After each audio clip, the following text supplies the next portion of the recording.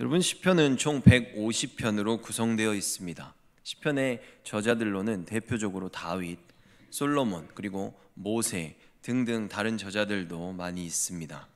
근데 이 시편은 각각 그 저자들의 삶의 아주 중요한 순간에 주님께 드린 그들의 간절한 그 기도, 간구의 내용들을 포함하고 있기 때문에 그것을 읽을 때 저자가 가진 그 시를 쓴 배경들을 알고 보면, 저자가 누구인지 알고 보면 더욱더 큰 유익을 얻을 수 있습니다. 왜냐하면 그 각각의 저자들이 어떤 상황 속에서 어떤 마음가짐을 가지고 하나님께 간구를 하였는지 알게 되면, 그리고 또 하나님께서 그런 상황에 있는 그 하나님의 자녀들에게 어떻게 응답하셨는지를 알게 되면 저희들이 더욱더 그런 하나님과의 관계 속에서 올바른 간구를 할 수 있고, 주님께서 우리들에게 어떠한 방식으로 위로를 주시는지 쉽게 깨달을 수 있기 때문입니다. 그래서 이 시편 143편은 보면 이 개역개정, 저희가 가진 성경에 보면 다윗의 시라는 그 제목으로 이렇게 제목으로 분리시켜 놓았지만, 히브리 원문에는 다윗의 시라는 그 저작을 포함하는 내용이 1절의 말씀으로 들어와 있는 것을 알 수 있습니다. 그렇기 때문에 지금의 이 143편 시편의 경우에는 다윗의 저작이라는 것을 의심할 여지가 없는 시에 해당됩니다. 그리고 다윗은 스스로를 이스라엘의 노래를 잘하는 자라고 평가할 만큼 이 시편 150편 중에 73편에 해당하는 시를 쓸 정도로 아주 대단한 시인임에 분명합니다. 저희가 대표적으로 다윗이 쓴 그 시편들을 보면 저희들은 그 내용을 보면서 참으로 시를 잘 썼다 라고 생각할 수 있겠지만, 사실 히브리 원문에서 시를 쓰는 방식으로 따졌을 때 그 알파벳 순으로 하나씩 써 내려가는 시를 다윗은 쓰고 있습니다. 영어로 말하면 저희가 ABCD가 있다면 A 그리고 1절을 쓰고 B 그리고 1절을 쓰고 이런 식으로 시를 써 내려가면서도 그 내용과 주제가 정말로 잘 일치되게 시편을 써 내려가는 것이기 때문에 다윗은 정말 스스로를 칭찬할 만큼 시를 잘 쓰는 사람임에는 분명한 것 같습니다. 그럼 과연 이 시는 언제 어디서 어떠한 사건에 기인하여서 이것을 기술한 것인가 라고 했을 때 저희 오늘의 본문에 나오는 것처럼 그것은 기록되어 있지 않습니다. 그런데 이 143편, 이 시편에 대한 설교들을 만약에 여러분들께서 다른 인터넷 같은 매체에서 찾아보신다면 거의 대부분의 설교들은 다윗과 압살롬의 이야기로 이 시편을 해석하고 있다는 것을 알게 되실 것입니다. 그런데 여러분, 저희가 히브리 원문을 갖고 있는 시편 3편의 말씀을 보면 시편 3편 1절에 이렇게 되어 있습니다. 다윗이 그의 아들 압살롬을 피할 때 지은 시라고 되어 있습니다. 분명히 압살롬과의 사건을 기록한 시가 따로 존재하고 있다는 것을 저희들이 알 수 있다는 것이죠. 그래서 저희들은 여기서 한번 생각해 볼 수 있습니다. 압살롬의 사건과 관련해서 두 개의 시를 썼다면, 시편 3편과 시편 143편을 썼다면 분명히 동일한 저자가 시를 썼는데 하나의 시에는 어떠한 사건인지 기록을 해놓았고 또 다른 시에는 어떠한 사건에 기인한 것인지 기록을 해놓지 않았다면 정말 이 시편 143편이 압살롬과의 문제를 갖고 쓴 시인지 저희들은 정확히 알 수 없다는 것입니다. 그래서 저는 이러한 경우에는 어떤 한 가지를 맞다고 우길 수도 있겠지만 저희들이 압살롬을 끼워 넣어놓고 한번 이해해보고 또 압살롬을 제외한 상태에서 이 시편을 이해함으로써 더욱더 풍성한 내용들을 저희들이 받아들일 수 있을 거라고 여겨집니다.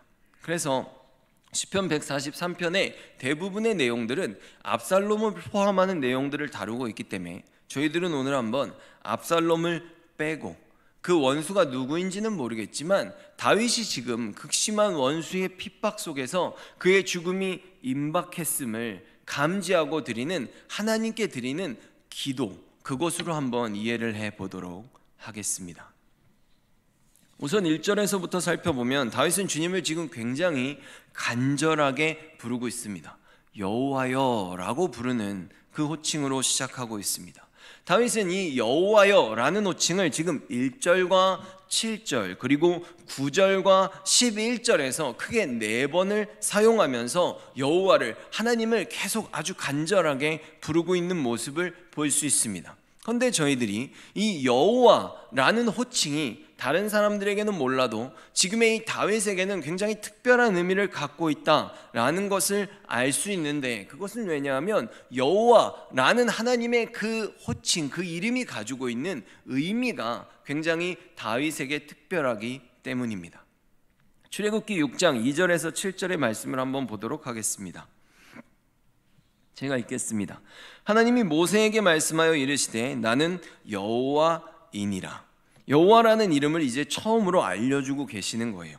내가 아브라함과 이삭과 야곱에게 전능의 하나님으로 나타났으나 나의 이름을 여호와로는 그들에게 알리지 아니하였고. 물론 하나님은 처음부터 여호와 하나님으로 창세기에 등장하고 있습니다. 하지만 자신의 백성들에게 직접 하나님께서 여호와라고 알려주시는 것은 지금 이 모세에게 소개하시는 이 장면이 지금 최초로 등장하고 있다는 것이죠. 4절을 보면 가나안 땅 곧 그들이 거류하는 땅을 그들에게 주기로 그들과 언약하였더니 이제 애굽 사람이 종으로 삼은 이스라엘 자손의 신음소리를 내가 듣고 나의 언약을 기억하였노라 라고 나옵니다. 그러니까 이것은 바로 신실하심이라고 말하는 하나님의 성품인데, 하나님은 약속을 하시면 그것을 기필코 지키시는 분이십니다. 그 약속을 내가 기필코 지킨다라는 것을, 하나님의 성품을 드러내면서 지금 여호와라는 이름을 알려주셨다는 것이죠.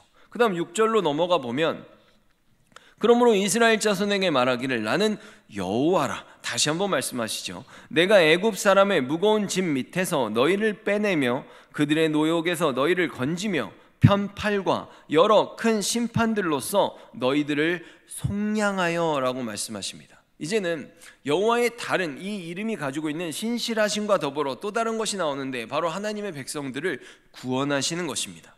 7절 너희는 내 백성으로 삼고 너희를 내 백성으로 삼고 나는 너희의 하나님이 되리니 나는 애굽 사람의 무거운 짐 밑에서 너희를 빼낸 너희의 하나님 여호와인 줄 너희가 알리라. 아멘. 이렇게 되어 있습니다. 그러니까 하나님의 지금 여호와의 이름을 통해 드러나는 특징은, 첫 번째로는 언약을 성취하시는 신실한 하나님을 드러내주고 있다는 것입니다. 두 번째로는 한없는 사랑과 자비하심으로 그분의 백성들을 구원하시는 하나님, 즉 의로우신 하나님을 나타내고 있다는 것입니다. 신실하심과 의로우심을 대표하고 있는 하나님의 호칭입니다. 그러므로 시편 143편에서 지금 여호와여라고 하나님을 다윗이 반복적으로 부르고 있다는 것은 지금 신실하신 하나님과 의로우신 하나님에게 다윗이 무언가를 굉장히 간절하게 호소하고 있다는 것을, 저희들이 아직 이것을 읽지 않아도 그 호칭을 자주 사용하는 것만으로도 충분히 이런 내용들을 미루어 짐작해 볼 수 있다는 것입니다. 그러고 나서 다시 1절을 살펴보면 여호와여 내 기도를 들으시며 내 간구에 주의 간구에 귀를 기울이시고 주의 진실과 의로 내게 응답하소서라고 되어 있습니다. 여기에 나오는 진실이 바로 신실이라는 단어입니다. 그러므로 지금 다윗은 약속을 지키시는 하나님, 그리고 자신을 구원하시는 의로우신 하나님에게 호소하고 있다는 것입니다. 그리고 주님의 의로우심은 선한 자는 구원하시는 것이지만 선한 자를 구원하실 때 동시에 어떤 일이 이루어지냐 하면 악한 자를 심판하시는 일이 그곳에서 같이 이루어지는 것입니다. 그러면 1절에서는 다윗이 지금 굉장히 시적인 표현들을 쓰면서 이것을 잘 표현하고 있는데, 다윗이 얼마만큼이나 이 긴박한 상황을 표현하고 있는지 다시 한번 살펴보도록 하겠습니다. 1절을 보면 여호와여 내 기도를 들으시며 라는 동사를 쓰고 있어요. 그 다음 내 간구에 귀를 기울이시고 주의 진실과 의로 내게 응답하소서라고 되어 있습니다. 처음에 기도를 들어달라고 말하고 이제는 듣는 수준을 넘어서 굉장히 가까이 와서 귀를 기울여 달라고 말하고 마지막으로 듣는 것만이 아니라 직접적으로 응답해 달라고 요구하고 있는 것입니다. 이것은 마치 이런 상황으로 생각해 볼 수 있어요.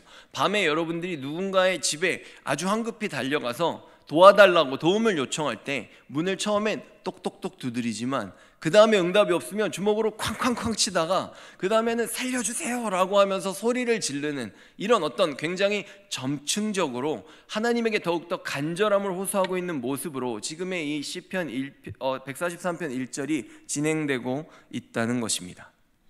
그리고 또 간절한 표현들이 3절에 보면 나로 죽은 지 오래된 자 같이 암흑 속에 두었다라고 돼 있고 7절에는 내가 무덤에 내려간 자 같을까 두려워하나이다 라고 말하고 있는데 이 두 가지의 표현들은 사람이 여러분 죽으면 무슨 도움을 받겠습니까? 그렇죠? 무덤에 이미 내려가서 그 사람의 생명이 끝났는데 더 이상 무슨 도움을 받겠어요? 그러니까 이것은 그 당시에 그 아무런 희망이 없는 사람의 절망적인 상태를 나타내는 그런 히브리어에서 사용되는 관용어구들을 지금 다윗이 쓰고 있는 것입니다. 그만큼 간절했다는 것이죠. 그 다음에는 저희들이 다윗이 하나님께 드리는 기도의 내용을 살펴볼 때 굉장히 중요하게 생각해야 될 부분이 바로 이 2절의 말씀입니다. 2절에 주의 종에게 심판을 행하지 마소서 주의 눈앞에는 의로운 인생이 하나도 없나이다 라고 고백하고 있습니다. 여러분 지금 이 2절의 말씀이 중요한 이유는 바로 우리가 하나님께 기도할 때 사람의 가장 올바른 자세가 어떠해야만 하는지에 대해서 잘 나타내주고 있기 때문입니다. 일반적으로 대부분의 사람들은 어떤 문제에 직면하게 되면 그 원인을 자신에게서 찾지 않습니다. 나의 상황을 탓하고 또 어떠한 경우에는 내가 뭘 잘못해서 나한테 이렇게 하시냐라고 하면서 하나님께 불평을 늘어놓는 경우도 있습니다. 마치 저희들이 지난 시간에 살펴보았던 광야에서의 이스라엘 백성들과도 같이 말입니다. 그리고 불신자들 경우에는 자기가 잘못한 게 없다고 생각하면 나는 왜 이렇게 죄수가 없지? 이런 생각을 하기도 합니다. 그러나 다윗은 지금 고난이 발생하였을 때 가장 먼저 주의 눈앞에는 의로운 인생이 하나도 없나이다 라는 고백에서부터 시작하고 있습니다. 이것이 무엇일까요? 여러분 이 세상에 완벽한 인생은 없습니다. 내가 아무리 주님 안에서 잘하는 것 같아도 하나님이 그 완전하신 창조주 하나님 전능자께서 우리들에게 흠을 찾아서 우리들을 혼내려고 하시면 그 어느 누구도 하나님의 심판으로부터 벗어날 수 있는 자는 없다는 것이죠. 바로 자신이 죄인임을 먼저 고백하고 있는 것입니다. 바로 이것이 포인트입니다. 다짜고짜 하나님께 불평을 하고 세상을 향해 욕을 할 것이 아니라 신실하고 의로우신 하나님 앞에서 그 무엇보다도 자신을 낮춤으로써 나 자신의 어떤 그 모습, 나를 돌아보는 그곳에서부터 우리들은 하나님께 기도를 시작해야 한다는 것입니다. 진리의 말씀에 비추어서 나의 삶이 지금 어떠한 모습인지 그 주님의 의로운 말씀, 신실하신 약속에 비출 때 나는 언제나 죄인입니다. 그러니 나를 도와주시옵소서 라는 그런 주님의 도움을 간구할 때 나의 의로움을 완전히 배제해야만이 그것이 완전 하나님 앞에선 올바른 자녀의 모습이라는 것입니다. 그래서 이렇게 하나님 앞에서 자신을 겸비하게 되고 우리들을 죄인의 자리에 두고 나를 도와달라고 하나님께 요청하면 이제 의롭고 거룩하신 하나님의 편으로 신실하시고 의로우신 하나님께서 우리들을 데리고 가서 하나님의 곁에 세워주신다는 것이죠. 그러면 이제 그런 역사가 일어나면 아무리 부족하지만 나의 부족함을 깨닫고 주님만이 나를 구원해 주실 수 있습니다 라는 고백을 드림으로 우리가 하나님의 자녀의 자리로 하나님의 곁에 서게 되면 이제 내가 하나님의 편에 서게 되면 이제부터 나를 대하는 나의 원수들은 나의 원수가 아니라 하나님의 원수가 되는 것입니다. 이제부터 내가 당하는 나의 삶의 고난의 문제는 더 이상 죄된 나의 과오의 문제가 아니라 거룩하시고 선하시고 그래서 하나님께서 역사하시는 그런 우리들의 인생, 하나님의 구원의 역사 가운데 하나님께서 해결해 주셔야만 하는 주님의 문제가 될 수 있다는 것이죠. 우리가 주님의 편에 서게 되면 말입니다. 그것이 우리들의 삶 속에 찾아오는 문제를 주님께 해결해 달라고 요구할 수 있는 방법이라는 것입니다. 우리가 주님의 편에 서는 것입니다. 우리가 주님의 곁에 딱 서 있으면 지금 2절에서 다윗이 자신을 겸비하는 기도를 드린 후부터 다윗은 자신이 하나님의 편에 섰다는 것을 확신하는 순간부터 3절부터는 철저하게 자신의 대적을 하나님의 원수라고 지칭하기 시작합니다. 그래서 3절에 원수가 내 영혼을 핍박한다.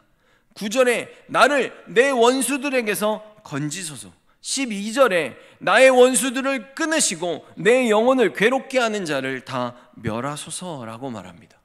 하나님의 편에 서게 된 다윗은 더 이상 고난의 문제를 자신의 개인의 문제로 다루고 있지 않다는 것이죠. 그는 이제 하나님 편에 서 있는 자신의 고난을 더 높은 차원인 하나님과 나의 원수의 대결, 하나님의 원수의 대결, 그리고 하나님과 그 악인들의 뒤에 서 있는 사단의 대결로 승화시키고 있는 모습을 볼 수 있다는 것입니다. 예를 들어서 한 나라의 외교관이 왕의 명령을 받았어요.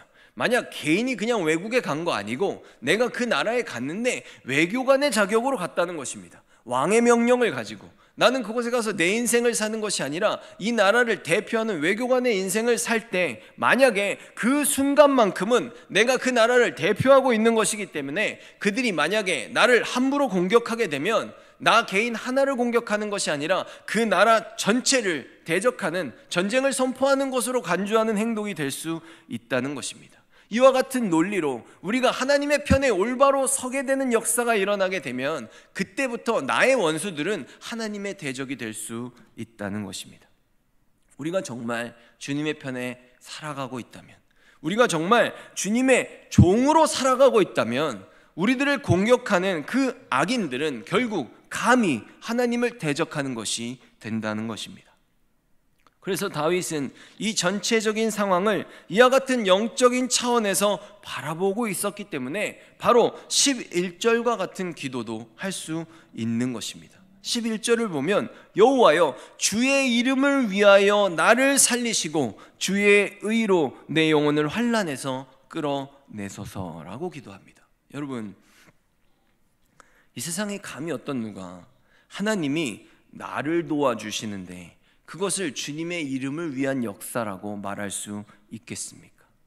만약 정말 나만을 위해 살아가는 인생들이라면 결코 함부로 이런 말을 낼 수 없는 것입니다. 그러나 내가 정말 영혼 구원을 위해서 나를 희생하고 철저하게 주님의 편에서 나의 삶을 거룩한 산 제물로 드리면서 주님의 말씀만을 순종하며 살아가기 위해 내가 정말 노력하고 있다면, 내가 주님의 편에 서기 위해 최선을 다하고 나의 육적인 그런 욕망들과 욕심들을 다 내려놓고 살아가고 있다면 주님의 편에서 주님의 이름을 위해서 나를 도와주십시오 라고 기도할 수 있다는 것입니다. 내가 하나님의 편에 서 있다는 믿음의 확신을 가짐으로써 주님이 나를 도우시는 것이 궁극적으로 주님의 이름을 위한 역사라고 당당하게 기도할 수 있는 저희들이 되기를 축원합니다. 그렇다면 여러분, 과연 하나님께서 다윗에게 어떤 약속을 해주셨길래 다윗이 지금 이런 담대한 믿음의 기도를 드릴 수 있는지 한번 생각해 보기를 원합니다. 성경에서 다윗 언약은 사무엘하 7장 1절에서부터 17절에 나오고 있습니다. 그리고 그때의 상황은 언제 하나님이 언약을 주셨냐 하면 다윗이 나단 선지자에게 그런 얘기를 합니다. 나만 이 좋은 백향목 궁전에 살고 있으니까 하나님의 궤는 저 장막에 있는데 내가 너무 성전을 짓고 싶다라는 의사를 표현했을 때 하나님께서 나단 선지자를 통해서 바로 그 약속을 주십니다. 사무엘하 7장에서 9절, 11절, 16절만 제가 읽어보도록 하겠습니다. 내가 가는 모든 곳에서 내가 너와 함께 있어 내 모든 원수를 내 앞에서 멸하였은즉 땅에서 위대한 자들의 이름같이 내 이름을 위대하게 만들어 주리라. 전에 내가 사사에게 명령하여 내 백성 이스라엘을 다스리던 때와 같지 아니하게 하고 너를 모든 원수에게서 벗어나 편히 쉬게 하리라. 여호와가 또 내게 이르노니 여호와가 너를 위하여 집을 짓고 내 집과 내 나라가 내 앞에서 영원히 보존되고 내 왕위가 영원히 견고하리라 아멘. 여러분 한번 생각해 보십시오. 이것이 정말 하나님이 다윗 한 명을 위해서 행하시는 역사이겠습니까? 우리는 그렇게 보면 안 된다는 것이죠. 이것은 다윗 한 명을 위한, 인간을 위한 역사가 아니라 이 다윗이 자신의 삶을 철저히 포기하고 하나님의 말씀을 따라서 하나님을 위해 살아가고 있기 때문에 하나님은 지금 바로 여호와 하나님 스스로 계신 그 분을 위해서, 하나님을 위해서 역사하고 계신 것입니다. 그러므로 저희들은 이 자리에 바로 예수 그리스도를 세울 수 있다는 것이죠. 바로 주님의 구원의 역사를 위해 지금 행하시는 모든 일들이 다윗을 통해 이루어지고 있는 것이기 때문입니다. 바로 이런 놀라운 약속을 다윗이 받았기에 그런 주님의 신실하심과 의로우심에 호소하면서 기도할 수 있었던 것입니다. 그리고 다윗은 이 기도를 들은 후에 주님께 이렇게 기도했습니다. 사무엘하 7장 28절과 29절을 보면 주 여호와여, 오직 주는 하나님이시며 주의 말씀들이 참되시니이다. 주께서 이 좋은 것을 주의 종에게 말씀하셨사오니 이제 청하건대 종의 집에 복을 주사 주 앞에 영원히 있게 하옵소서. 주 여호와께서 말씀하셨사오니 주의 종의 집이 영원히 복을 받게 하옵소서 하니라. 아멘. 지금 이곳에서도 다윗은 시편 143편에서와 같이 끊임없이 자신을 주의 종이라고 언급하고 있는 것을 볼 수 있습니다. 그러므로 이 상황 또한 동일하게 다윗이 주의 종의 집이 영원히 복을 받는 것은 엄밀히 말해서, 여러분, 주인이 없는데 종이 있을 수 있습니까? 주인이 집이 없는데 주인의 그 종의 집이 뭐가 중요하겠습니까? 그러므로 내가 철저하게 하나님의 종으로 살아가니까 하나님이 나를 도우시는 것은 전부 다 주님을 위한 역사가 될 것입니다. 나는 그렇게 살 것입니다 라고 지금 다윗이 고백하고 있는 것입니다. 철저한 주의 종의 자리에서 주님이 주신 말씀을 성취하기 위해서 하는 이 기도를 하나님께서는 하나님의 이름을 위해 드리는 그 기도로 받으신다는 것입니다. 그러므로 사실 우리가 다윗을 위대한 신앙의 본으로 바라보고 있는 것이 바로 이러한 점에서 기인하고 있는 것입니다. 그 어떤 상황 속에서도 자기 자신을 위하지 않고 하나님의 편에 서기 위해서 끊임없이 노력하는 그 모습을 보이고 있기 때문입니다. 여러분, 사람들은 보통 사울은 나쁜 왕이고 다윗은 선한 왕, 좋은 왕이라고 말하곤 하지만 사실 우리가 성경 안으로 들어가 보면 다윗도 나름대로 아주 나쁜 사람입니다. 그런데 왜 하필 사울과 다윗을 비교할 때 사울만 악한 왕으로 평가를 받고 있는가? 한번 생각해 보면 사울은 아말렉 전쟁을 할 때 하나님이 모두 죽여라 라는 명령을 내렸는데 그것에 불순종합니다. 그래서 사무엘이 하나님의 말씀을 듣지 않는 당신을 하나님이 버렸다라고 선포합니다. 여러분 같으면 선지자한테 그 말을 직접 들으시면 어떠시겠습니까? 그 자리에서 회개할 것 같은데 사울은 그렇지 않습니다. 당시에는 전쟁이 끝나면 왕이 선지자하고 함께 돌아와서 우리를 승리케 하신 주님께 예배를 드립니다. 그런데 사무엘이 하나님이 버린 당신과 내가 같이 예배하러 돌아가지 않겠다, 나 혼자 가겠다, 이렇게 사무엘이 말을 합니다. 그러니까 사울이 사무엘에게 요구를 하죠. 같이 가달라고. 왜냐하면 원래는 그렇게 해야 되는데 사무엘과 사울이 함께 가지 않고 사무엘만 돌아가 버린다면 다른 나라라면 몰라도 하나님의 나라인 이스라엘에게 있어서는, 특히 이스라엘에게 왕에게 있어서 선지자와 어떤 문제가 발생한다는 것은 하나님에게 신뢰를 잃어버렸다는 것이 만방에 드러나는 일이 되기 때문에 그것은 왕으로서의 자격이 없다는 것과 별반 다를 것이 없는 것입니다. 그래서 사울은 사무엘에게 아주 특별한 요청을 합니다. 그것이 사무엘상 15장 30절인데 제가 쉬운 성경으로 한번 읽어보겠습니다.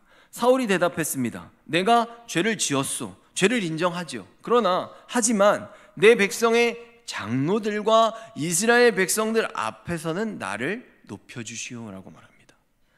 일단 사람들 앞에서는 내가 잘못한 거 알았으니까 일단 여기서는 지금 세워주고 보자, 이런 식으로 지금 제안을 하고 있는 것이죠. 그리고 말합니다. 나와 함께 가서 당신의 하나님 여호와께 예배를 드릴 수 있게 해주시오 라고 말합니다. 여러분 어떠십니까? 내가 죄를 지은 거 알겠으니까 일단 지금 이 상황을 정리해야 되니까 장로들과 백성들 앞에서는 일단 같이 가자 라고 제안을 합니다. 그리고 다윗은 시종일관 자신을 누구라고 불렀죠? 주의 종이라고 불렀죠. 근데 지금 사울이 사무엘한테 뭐라고 하고 있냐면 당신의 하나님 여호와께라고 말하고 있습니다. 나의 말고 당신의 하나님께 내가 예배 좀 드릴 수 있게 일단은 좀 도와주세요 라고 말하죠. 그리고 사울은 결국 그 상태로 정말 사무엘이 부탁을 들어줘서 가서 하나님 앞에서 예배를 드리는 척만 했습니다. 이런 거짓된 신앙은 절대로 주님의 종이라고 말할 수 없다는 것입니다. 그럼 다윗은 어떠했을까요? 다윗도 밧세바를 간음하고 그녀의 남편인 우리아를 요압을 시켜서 살인 교사하였습니다. 그 후에 나단이 다윗을 찾아가서 얘기합니다. 한 부자가 가난한 자의 작은 암양 새끼 한 마리를 빼앗았다. 그 사건을 말하니까 다윗이 죄를 깨닫기 전에는 막 노발대발합니다. 그 악한 자는 죽여야 된다. 그것은 4배나 갚아줘야 된다 라고 말하다가 나단 선지자가 당신이 그 사람이다 라고 말하니까 다윗은 그 자리에서 내가 여호와께 죄를 범하였노라 라고 고백합니다. 사울과는 달리 다윗은 그 자리에서 죄를 회개하고 있다는 것이죠. 그리고 바로 나단이 그 같은 말씀에서 이렇게 말합니다. 다윗에게 말하되 여호와께서도 당신의 죄를 사하셨나니 당신이 죽지 아니하려니와. 다윗의 이 잘못을 구하는 이 회개가 진심이었다는 것을 알 수 있는 대목입니다. 어떻습니까? 사울은 죄를 짓고서도 사무엘에게 당신의 하나님을 운운하면서 백성들에게 소위 예배 쇼를 한 겁니다. 예배를 드리는 척을 한 것이죠. 자신의 안위만을 걱정하고 있어요. 지금 어떤 문제가 터져도 끝까지 그는 그 중심에 자기밖에 없습니다.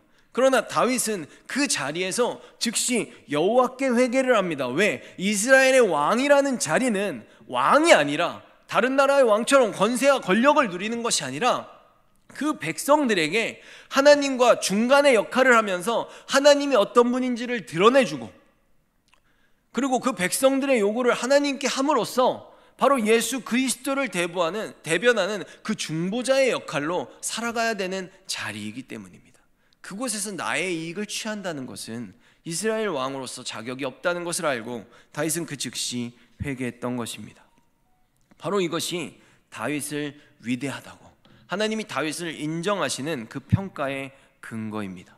다윗이 뛰어나서도 아니고 그의 인생이 너무나 완벽해서도 아니라는 것이죠. 그도 하나님 앞에서 죄를 지었을지언정 언제나 돌이키고 회개함으로써 그 인생의 방향을 지속적으로 주님께로 돌이켰기 때문에 그 방향이 주님을 향해서 또 나가고 또 나가고 또 나갔기 때문에 하나님께서 그를 위대한 왕으로 인정하신다는 것입니다. 여러분, 회개, 메타노이아라는 단어는 방향을 돌이키다라는 뜻이에요. 내가 가는 그 방향을 하나님이 원하시는 방향으로 바꾸는 겁니다. 만약에 2개의 길이 있는데 한 개의 길을 잘못 들었다는 것을 그 길 거의 끝에 가서 알았어요. 그럼 여러분 어떻게 해야 됩니까? 지금 돌이키는 게 가장 빨리 돌아가는 길입니다. 이왕 여기까지 왔으니까 가자라고 하면 결국에 못 돌아와요. 내가 가장 늦었다고 생각할 때 돌이키는 것이 하나님 앞에서 가장 빠른 길이라는 것을 저희들은 알아야 할 것입니다. 그렇게 주님의 종이 되어서 하나님의 편에 서게 된 그 다윗은 그의 기도를 계속 이어나갑니다. 8절을 보면 아침에 나로 하여금 주의 인자한 말씀을 듣게 하소서. 내가 주를 의뢰함이니이다. 내가 다닐 길을 알게 하소서. 내가 내 영혼을 주께 드림이니이다. 다윗은 지금 자신이 지혜가 전혀 없다고 말하고 있는 겁니다. 내가 무엇을 하든 주님 말씀만 듣고 주님이 알려주는 대로만 살 테니까 나한테 다 알려주세요 라고 기도하고 있는 것이죠. 10절에 동일합니다. 주는 나의 하나님이시니, 사울과는 확연히 다르지 않습니까? 나의 하나님이시니라고 말합니다. 나를 가르쳐서 주의 뜻을 행하게 하소서. 주의 영은 선하시니 나를 공평한 땅에 인도하소서라고 말합니다. 다윗은 이제부터 내가 어떻게 살아가야 되는 그 해답에 대해서 기도함에 있어서 돈이 더 필요합니다. 저 사람들을 이기기 위해서 나에게 무기가 필요합니다. 뭐 이런 요구들이 아니라 주님의 종에게 주님의 말씀을 주시옵소서라고 기도하고 있습니다. 나의 뜻이 아니라 주님의 뜻을 알려주시면 제가 그것을 그대로 행함으로써 철저하게 주님의 편에 선 사람이 어떻게 살아가는지 내가 지금 실천하기를 원합니다 라고 요청하고 있습니다. 여러분, 주님께 내 삶을 드리는 것, 그래서 성경이, 말씀이 우리들에게 알려주시는 대로 정말 나의 삶을 그대로만 살아가는 것 정말로 쉽지 않습니다.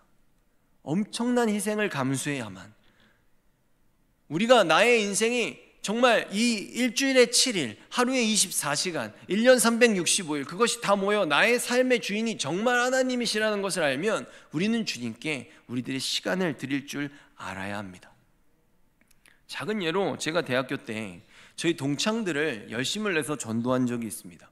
근데 제가 전도를 하는데 야, 우리 이제 교회 가자, 예수님 믿어야 돼 라고 하면서 소개를 했더니 친구 중에 한 명이 저한테 그렇게 말하더라고요. 야, 너 지금 나한테 지금 이 청춘 이때 내가 예수님을 믿으면 내 인생에 남은 주말을 다 버려야 되는데 너 지금 나한테 지금 내 인생에 남은 주말을 다 버리라고 말하고 있는 거냐? 라고 말을 하는데 제가 그 반문을 듣고 굉장히 충격을 받았어요. 왜 충격을 받았냐면 저한테는 그게 너무 당연하다는 것에 충격을 받았습니다. 인생의 주말을 정말 다 버렸는데도 그것이 기쁘고 그것이 아무렇지도 않은 제가 그 자리에서 말문이 막혀서 당연히 그래야 되는 거 아니야 라고 그 친구에게 말하기가 참 쉽지 않더라고요. 여러분, 우리들은 이미 그러고 있지 않습니까? 지금까지 그렇게 살아오시지 않았습니까? 내 인생의 모든 주말을 주님께 다 드렸음에도 불구하고, 그래서 때로는 힘들고, 그래서 그것을 가지고 내가 후회하는 것이 아니라 교회에서 말씀을 듣고 성도들과 교제함으로써 힘을 얻고 내가 이곳에서 말씀을 들음으로써 그 말씀대로 나의 또 일주일을 살아가기 위해 정말 누리는 그 예배의 시간이 우리들에게 기쁨과 즐거움의 근원이 된다는 그 사실이 얼마나 놀라운 사실인지 저희들 한 번 더 깨닫기를 원합니다. 이러한 희생이 너무나 당연한 것으로 여겨지고 나의 감사함의 이유가 되고 때로는 나의 삶의 기쁨의 근원이 되는 것이 하나님의 역사가 아니고 무엇이겠습니까? 저희들 말씀을 정리하도록 하겠습니다. 전도서 7장 20절의 말씀을 보면 제 아무리 의롭다 해도 죄 짓지 않는 사람은 세상에 없다. 아멘. 이렇게 말하고 있습니다. 여러분, 이것은 우리들도 다윗처럼 삶을 살아가다가 이 세상에 어떤 고난의 문제를 만났을 때 나는 잘못한 것이 없는데 이 일이 일어났다고 말할 수 있는 사람은 하나님 앞에 아무도 없다는 것을 알려주고 있습니다. 저희들은 고난의 문제를 만났을 때 그것의 원인을 모른다고 할지라도 가장 먼저 회개하고 나 자신을 스스로 진리의 말씀에 비추어서 돌아봄으로써 철저히 하나님의 편에 서기 위해 노력해야 할 것입니다. 내가 우선 나 자신을 겸비하고 말씀에 나의 삶을 비춤으로써 내가 하나님의 편에 서게 된다면 그때부터는 우리를 핍박하는 그 사람이 더 이상 나를 핍박하는 것이 아니라 하나님을 대적하게 되는 그 역사가 일어난다는 것입니다. 내가 주의 종의 자리에 서면 나의 주인이신 하나님께서 그 종의 안위를 책임지실 것입니다. 그래서 12절의 말씀을 보면 주의 인자하심으로 나의 원수들을 끊으시고 내 영혼을 괴롭게 하는 자를 다 멸하소서. 나는 주의 종이니이다 라고 고백합니다. 여러분, 이 표현이 조금 이상하지 않습니까? 저희들이 이 내용을 잘 이해하지 못한다면 이것을 저희들이 이해하지 못할 수 있어요. 왜냐하면 한결같은 사랑, 주님의 인자하심으로 라고 말하죠. 그러면 주님의 그 놀라운 사랑으로 내 원수들을 다 멸해달라, 그들을 다 죽여달라라는 것이 받아들여질 수 있느냐는 것입니다. 근데 여러분, 이것이 이해가 될 수 있어요. 어떠한 경우냐면 만약에 여러분들이 누군가를 정말 사랑합니다. 만약에 내가 너무나 사랑하는 내 자녀를 아무런 이유도 없이 누군가가 죽이려고 그래요. 흉기를 들고. 그러면 여러분들 어떻게 하시겠습니까? 그 생명을 구하기 위해 우리도 싸우다가 그 사람들을 멸할 수도 있다는 것이죠. 하나님의 우리를 위한 안위와 보호하심은 하나님이 이 세상에서 우리를 택하시고 우리를 구원하실 때에 있어서 그 악인들은 우리를 세우시는 도구이기 때문에 우리들을 구원하시기 위해서 하나님은 그들을 진멸하실 수도 있는 분이십니다. 여러분, 이제 우리들은 언제나 주님의 편에서 정말 간절히 주님의 이름을 위해 기도하면서 나를 위한 간구가 아니라 주의 종으로서의 간구를 드리며 살아갈 수 있기를 소망합니다.